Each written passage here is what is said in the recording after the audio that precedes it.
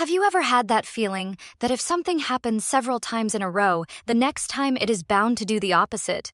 If you have, you need to hear the story.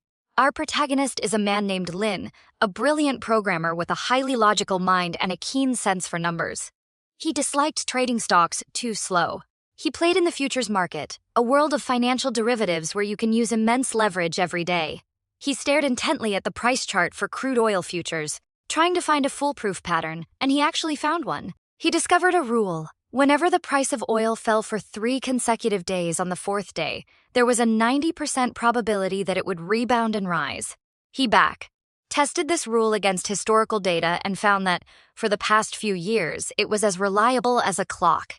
Lin believed he had discovered a printing machine. He started with an initial capital of $10,000. The first time oil fell for 3 straight days, just before the market closed on the 3rd day, he went all in on a long position with 10 times leverage. The next day, sure enough, the price soared. His $10,000 turned into $20,000. He was ecstatic the second time he saw the signal. He did it again.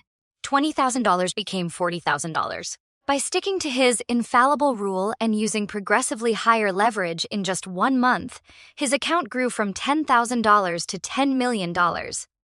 Lin quit his job. He rented a top-floor office in the best building in the city. He saw himself as the Wolf of Wall Street, the chosen one. He even started planning to retire and travel the world once he hit the $100 million mark. Okay, let us pause the story.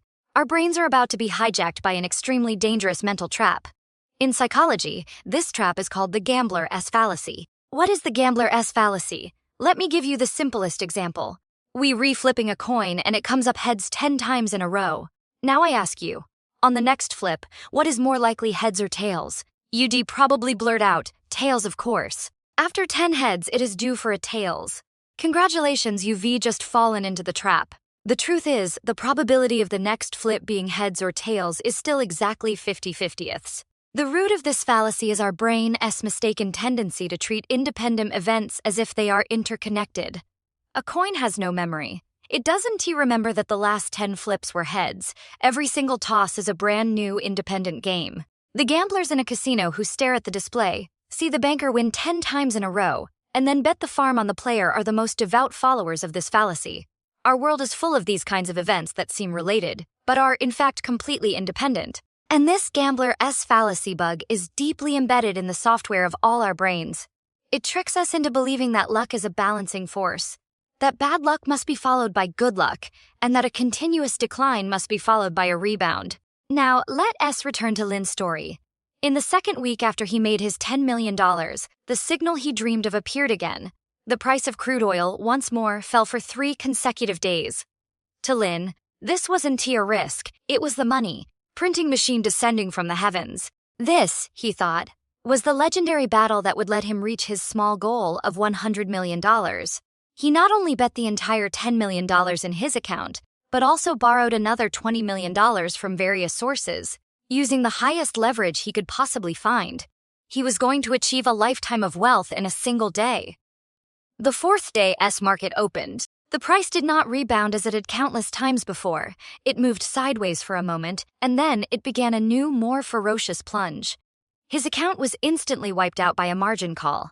Within an hour, the account that once displayed an 8-figure number turned into a string of cold, hard zeros. He had fallen from paradise straight into hell. He couldn't understand why the rule, which had been proven time and time again, had suddenly failed. As he sat in the empty office, the phone rang. It wasn't a debt collector, nor was it a friend calling to console him. The voice on the other end was old and calm. It was his university professor of probability theory. The professor said, "Lin, I saw the news. I don't mean anything by this. I just have one question that is very important for my academic research. In the moment right before you bet everything you had, did you feel like all the laws of the universe were on your side?"